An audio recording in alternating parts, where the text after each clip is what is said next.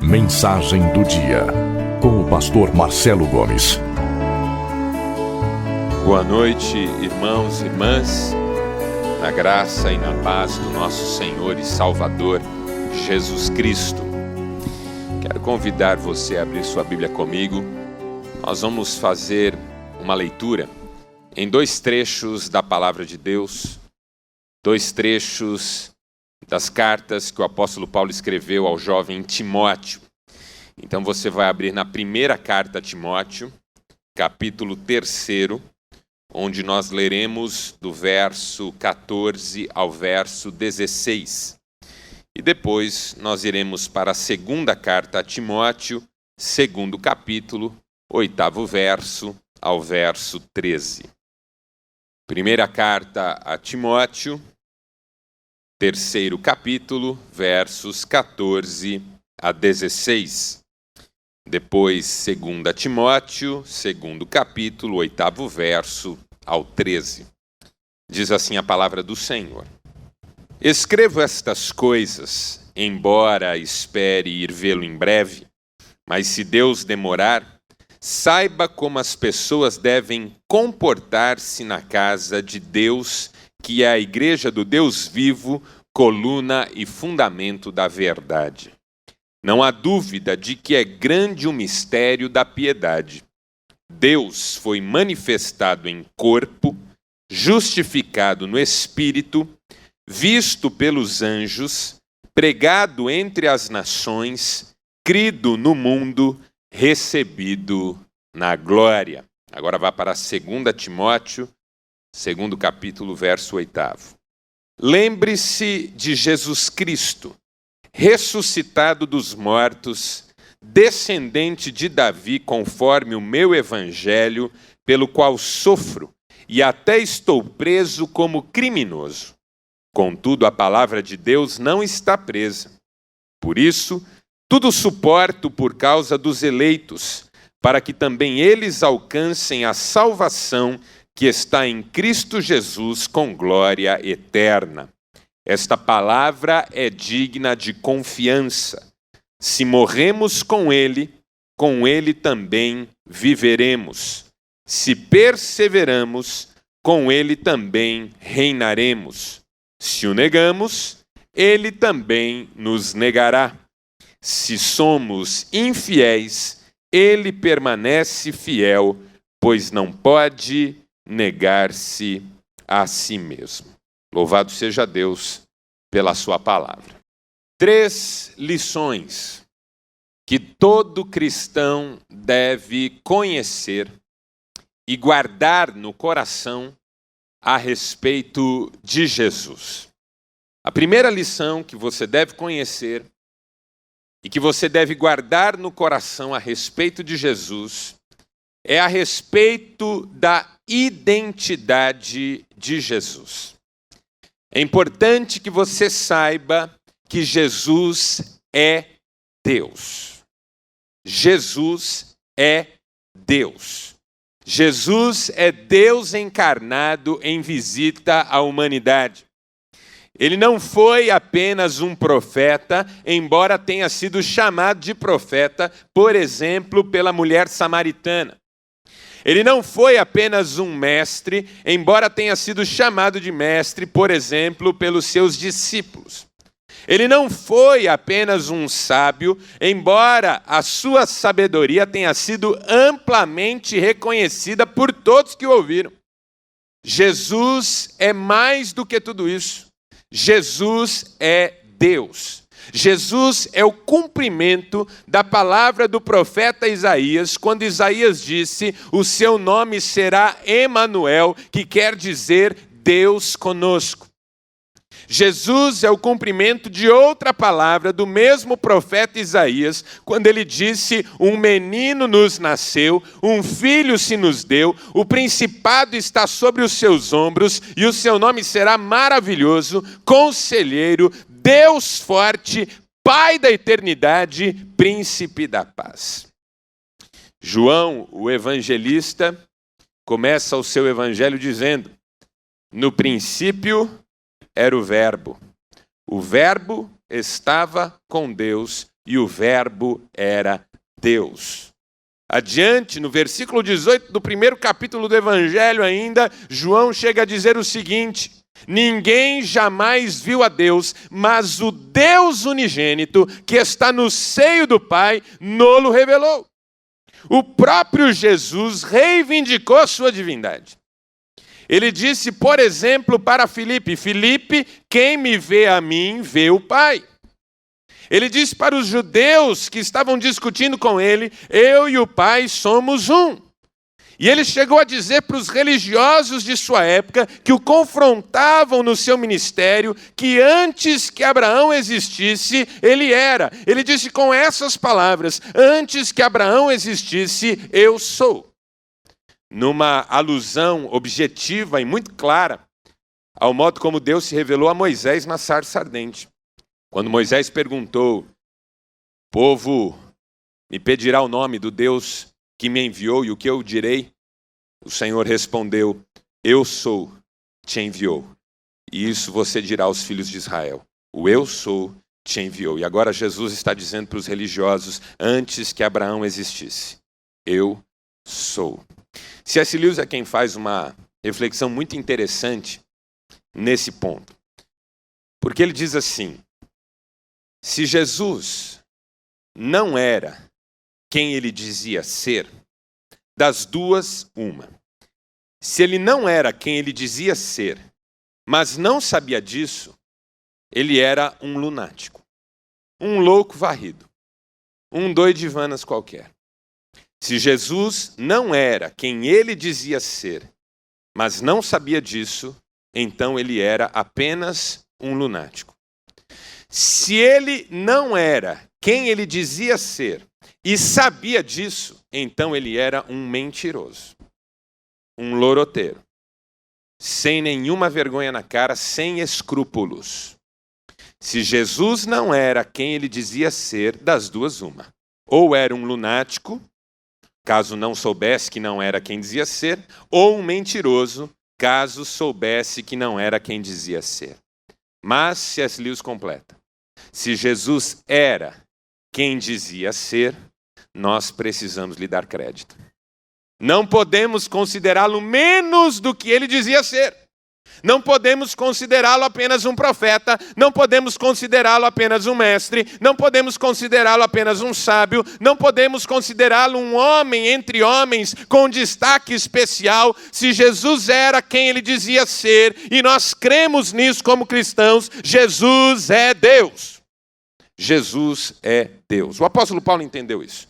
Quando aos Colossenses ele escreve: ele é a imagem do Deus invisível, a exata expressão de Deus Pai. Jesus é Deus, meus irmãos. E essa é a primeira grande verdade a respeito da identidade de Jesus. Mas há uma segunda grande verdade. Jesus, embora é Deus, também é apresentado na Bíblia Sagrada como Filho de Deus. E isso é maravilhoso, interessantíssimo, porque revela algo sobre a natureza de Deus. Deus é em si mesmo uma comunhão. Deus é em si mesmo uma família. A existência de Deus é uma existência comunitária, familiar. Deus existe em três pessoas distintas e que se completam: o Pai, o Filho, o Espírito Santo. A Trindade eterna é uma revelação da palavra que choca num primeiro momento, mas que deslumbra, encanta, maravilha, porque estamos falando de um Deus relacional. De um Deus que é em si mesmo uma comunhão plena. Deus Pai, Filho e Espírito Santo não é um Deus que se manifesta ora como Pai, ora como Filho, ora como Espírito. Isso é uma heresia.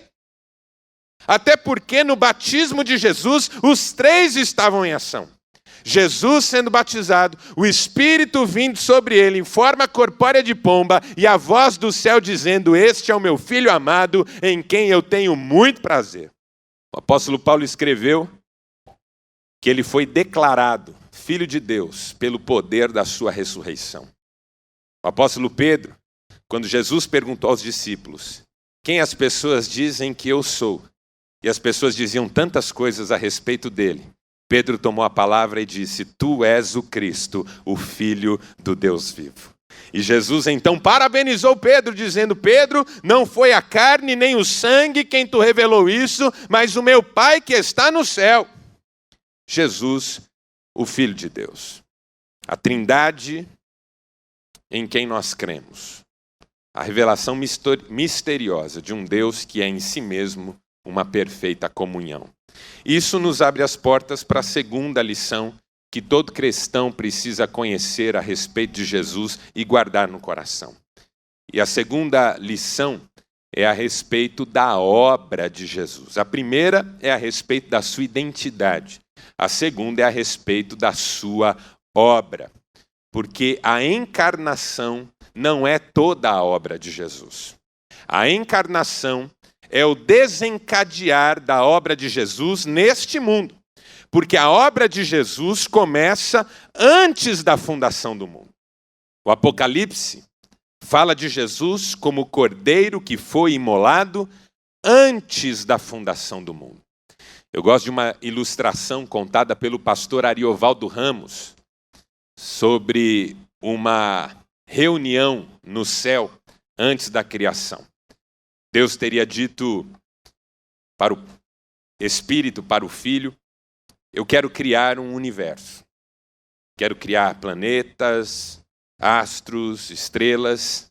Quero criar um planeta em especial, onde eu vou criar todo tipo de seres viventes e um também em especial, que será o reflexo da nossa glória, que será nossa imagem, que será nossa semelhança, que falará de nós no seu contexto, que nos representará. Aí então o Espírito tomou a palavra e disse: mas para que seja assim, ele precisará ter algumas coisas. Por exemplo, liberdade, autonomia, consciência de si mesmo, capacidade de escolher e de decidir. E isso significa que cedo ou tarde ele vai escolher e decidir se afastar de nós. Vai usar a sua liberdade para ser dono de sua própria vida, para ser Deus de sua própria vida. E isso trará sobre ele desgraça, tragédia, dificuldade. A morte reinará sobre ele. Ao que Deus então falou mais uma vez: realmente será assim. Nós já sabemos disso, vai ser assim. E nós é que teremos que pagar o preço disso. Porque nós o criamos e nós teremos que pagar o preço das decisões que ele tomar. E aí então o Pai e o Espírito olham para o Filho e o Filho diz: eu aceito a missão. Eu pago o preço por eles. Eu me entregarei em favor deles. Eu irei, assumirei a condição deles. Sofrerei com eles e os sofrerei. E finalmente morrerei no lugar deles, para que o preço das ações deles seja pago e eles possam ser incluídos na nossa realidade. Embora essa conversa nunca tenha acontecido, porque nem precisaria, ela ilustra bem a decisão da criação e por que o Cordeiro foi imolado antes da fundação do mundo. Porque antes da fundação do mundo, Deus já sabia tudo que nós significaríamos no contexto da sua criação. De modo que, quando Deus encarnou-se na pessoa de Jesus, a cruz já era o objetivo. A cruz sempre foi o alvo. A cruz sempre foi o foco. Jesus mesmo, quando estava perto da cruz, disse: a minha hora está chegando, e o que direi? Pai, livra-me desta hora? Não, em absoluto, pois foi para esta hora que eu vim. O diabo tentou afastar Jesus da cruz. Na tentação do deserto disse: todos os reinos e toda a glória deles eu te darei se prostrado me adorares. Sem cruz, sem sofrimento, sem tortura, sem morte, sem nada disso. Jesus rejeitou a tentação. Mais adiante, Satanás veio de modo mascarado, insinuante, usando a vida de Pedro, o mesmo que diz: tu és o Cristo, Filho de Deus vivo. E através da boca de Pedro, quando Jesus falava da sua morte e ressurreição, Satanás, usando Pedro, falou: mestre, isso de modo algum vai te acontecer. E Jesus então olhou para Pedro e disse: arreda Satanás, porque cogitas das coisas da terra e não das coisas do céu, das coisas dos homens e não das coisas de Deus. Jesus sempre teve a cruz no foco. Ainda que a cruz tenha sido tão difícil para ele, tão difícil. Jesus, às vésperas de sua morte na cruz, chorou e suou grandes gotas de sangue. Porque a cruz era mais do que dor física sobre ele. A cruz era mais do que tortura sobre ele. A cruz era mais do que a morte para ele na sua vida física. A cruz seria um evento na própria existência trinitária. Porque foi a primeira vez e única vez em que a Trindade teve a sua comunhão perfeita rompida. Imagine a Trindade como um círculo. 3 pessoas com mãos dadas. O Pai dá a mão para o Filho e dá a mão para o Espírito. O Filho dá a mão para o Pai e dá a mão para o Espírito. O Espírito dá a mão para o Pai e dá a mão para o Filho. Uma comunhão perfeita. De repente, na cruz, o Filho é feito pecado por todos nós. Isaías disse que ele carregou sobre si os pecados e as transgressões de todos nós, de modo que o Pai lhe solta a mão. E o Senhor Jesus reconhece este fato na cruz quando exclama: Deus meu, por que me desamparaste? Pela primeira e única vez em toda a história da existência trinitária, a Trindade está rompida. Filho e Pai estão separados. O Pai, em sua santidade, não pode olhar para o Filho. O Filho, carregando o pecado do mundo inteiro, não tem o amparo do Pai. Deus meu, por que me desamparaste? E morrendo naquela cruz, o Filho recebe o destino de todo pecador e vai para o Hades. Pedro faz esta afirmação, de que ele desceu ao Hades, junto aos espíritos em prisão. Paulo faz esta afirmação, de que ele desceu ao cativeiro. O credo apostólico diz que ele foi ao Hades. Quando Jesus ressuscita, ele aparece para as mulheres, e quando uma delas se aproxima, ele diz: não me detenhas, porque eu ainda não voltei para o meu Pai. Uma ruptura, um golpe. Imagine uma família que nunca esteve separada, de repente é separada pela tragédia. Isso aconteceu com a família trinitária.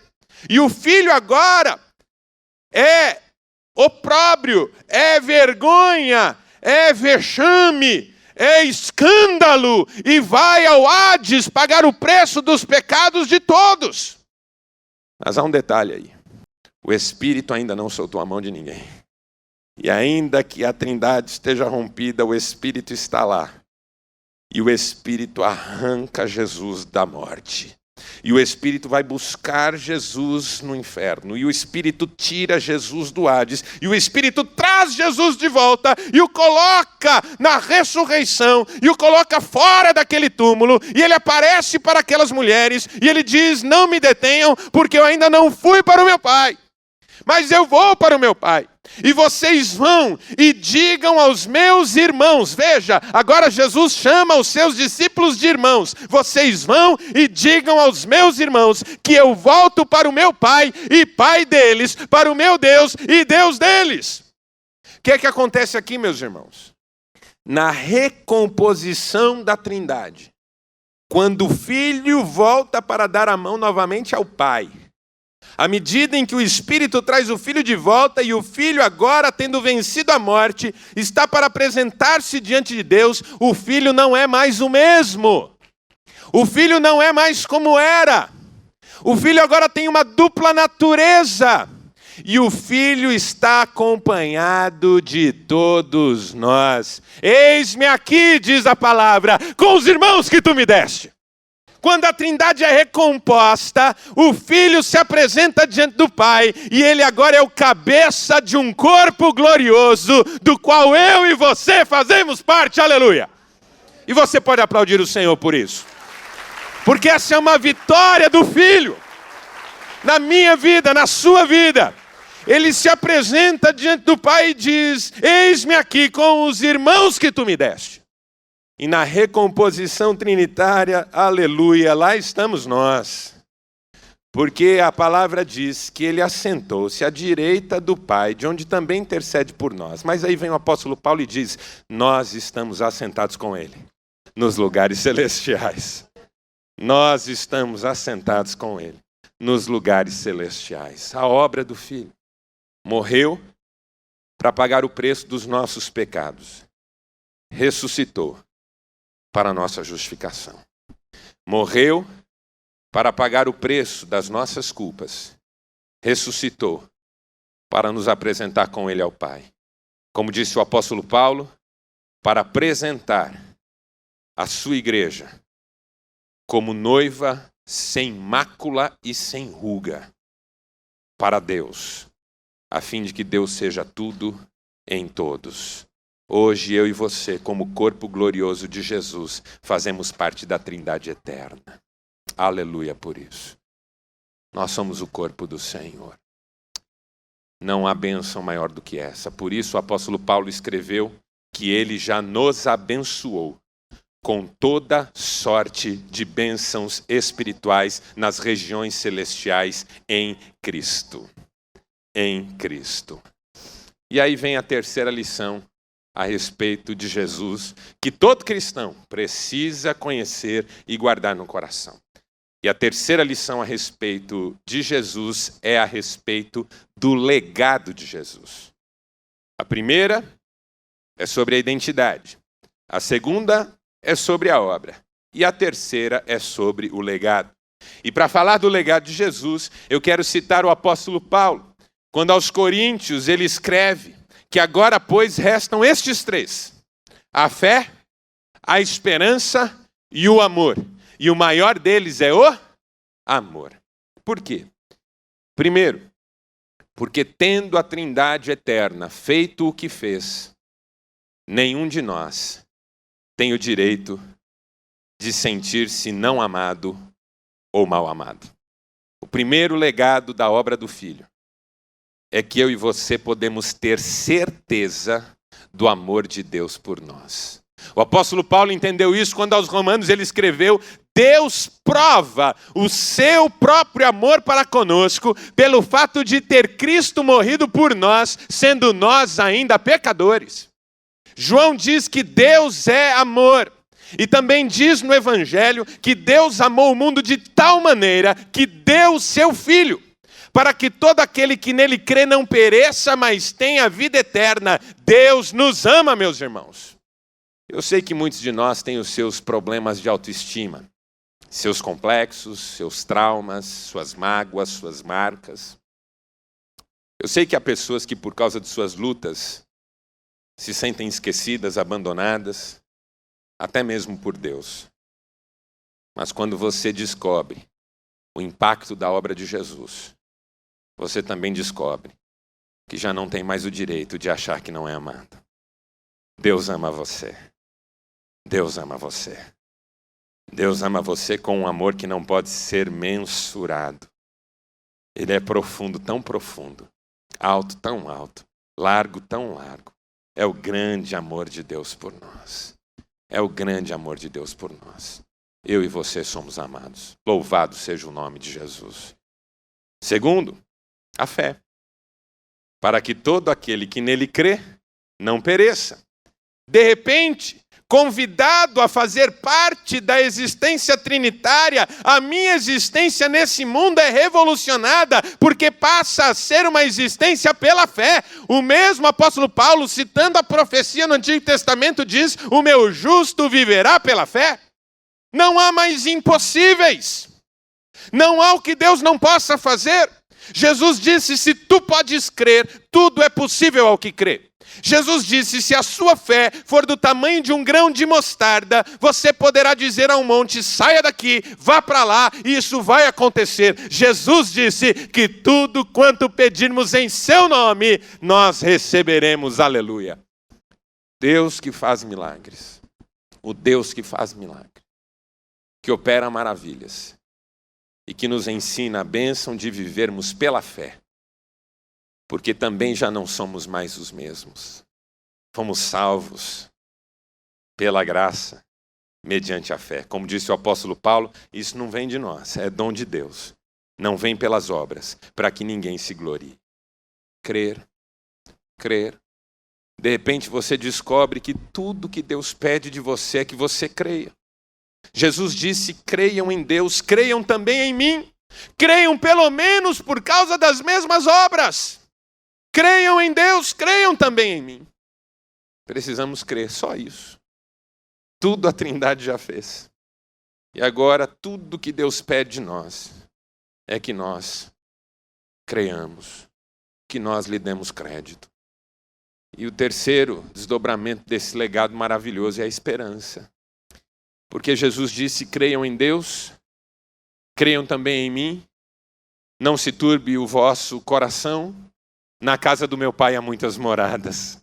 Se assim não fosse, eu teria dito: pois vou preparar-vos lugar, e quando eu for e vos preparar lugar, voltarei para vós, para que onde eu estiver estejais vós também. Aleluia!